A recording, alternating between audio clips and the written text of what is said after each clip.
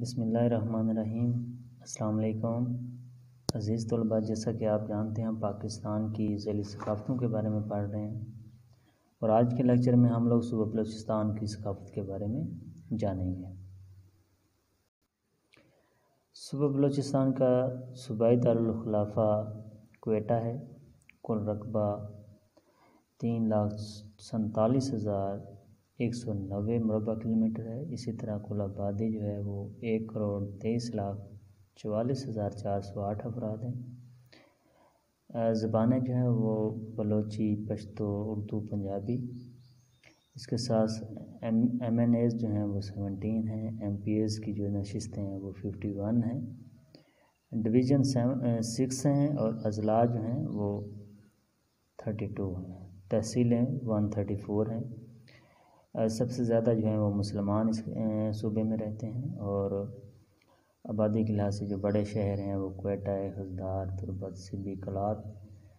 تفریحی مقامات کی بات کریں تو بولان، زیارت، کوئٹہ، ہنگول، کد ملیر اور گوادر شامل ہیں۔ اس صوبے کے علاوہ بھی بلوچ قوم جو ہے وہ صوبہ سندھ کا جو 1/4 حصہ ہے وہ بلوچ قوم پہ مشتمل ہے، اور اس طرح پنجاب میں بھی 1/5 جو حصہ ہے وہ بلوچ لوگ ہیں، بلوچی قوم جو ہے وہ آباد ہے۔ جسٹس میر خدا بخش بنجرانی جو ہے وہ اپنی بک بلوچستان تاریخ کے آنے میں لکھتے ہیں کہ یہ سامی نسل سے تعلق رکھنے والے لوگ ہیں اور ان کے رسم و رواج یکساں ہیں، زبان مشترک ہے جسے بلوچی کہتے ہیں، اور یہ اس خطے کے ساتھ ساتھ ایران میں بھی رہتے ہیں اور افغانستان میں بھی بلوچ قوم آباد ہے۔ تاریخی اہمیت کی بات کریں تو برصغیر پاک و ہند میں جو پہلا بندہ جو افریقی حبشی النسل تھا وہ بلوچستان کے راستے ساحل سمندر سے ہوتے ہوئے برصغیر میں داخل ہوا تھا۔ تو اس حساب سے یہ اس خطے میں سب سے پہلے جو آباد ہوا وہ ہمیں جو ہے وہ میر گڑھ کی جو ثقافت نظر آتی ہے وہ اس خطے میں بہت پرانی ثقافتوں کے آثار بھی نظر آتے ہیں۔ تو اس کا مطلب یہ ہوا کہ سب سے پہلے جو ہے آبادی اس صوبے میں جو ہے وہ ہوئی اور اس کے بعد پھر باقی برصغیر میں لوگ پھیلے۔ مذاہب کی بات کریں تو سب سے زیادہ مسلمان ہیں اس صوبے میں رہتے ہیں، اور جو مستقل مزاج ہیں اور پختگی کے ساتھ جو ہیں وہ اپنی مذہبی رسومات، مذہبی اقدار کی تحفظ بھی کرتے ہیں اور ان کی ادائیگی بھی کرتے ہیں۔ زیادہ تر جو لوگ ہیں وہ اپنی زمینیں ہیں ان کے پاس، اور اس کے ساتھ ساتھ قدرتی وسائل، تجارت، کاروبار، ماہی گیری، غلہ بانی، ان پیشوں کے ساتھ یہ لوگ وابستہ ہیں۔ پھل وغیرہ یعنی کہ خشک میوہ جات اس خطے میں بہت زیادہ ہیں، اور پاکستان کا فروٹ گارڈن بھی بلوچستان کو کہا جاتا ہے۔ خانگی زندگی جو ہے وہ سادہ و مشترکہ دونوں خاندان پائے جاتے ہیں۔ مشترکہ خاندان دیہاتوں کے اندر زیادہ عام ہے اور سادہ خاندان جو ہیں وہ شہروں کے اندر۔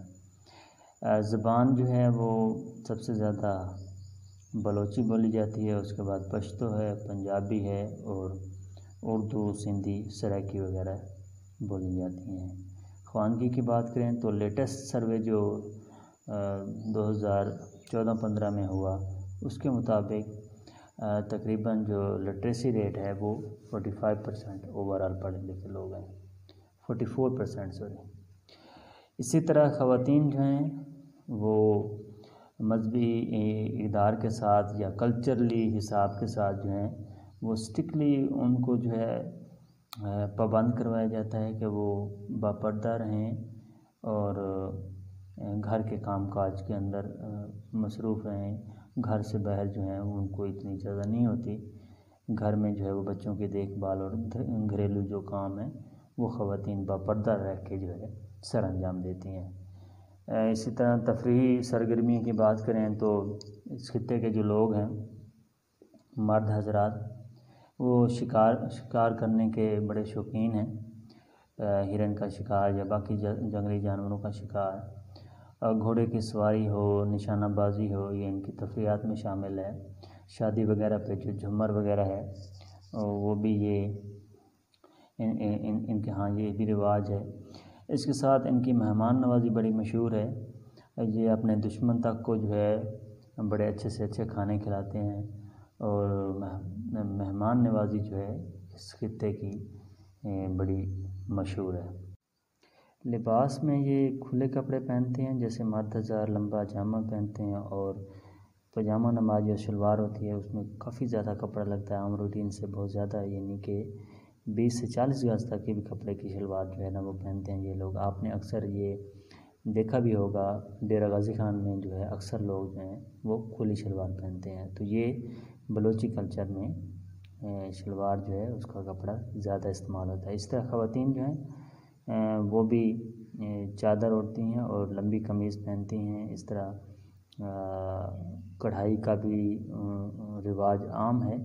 اس کے ساتھ ساتھ وہ چوڑیاں، سونے کی نتھ جو ہے وہ پہنتی ہیں، کانوں میں جو ہے وہ سونے چاندی کی جو بالیاں ہیں وہ پہنتی ہیں، اور اس طرح کڑھائی اور شیشے کا بھی جو کام ہے وہ کیا ہوا جن کپڑوں کے اوپر ہوتا ہے اسے پسند کیا جاتا ہے۔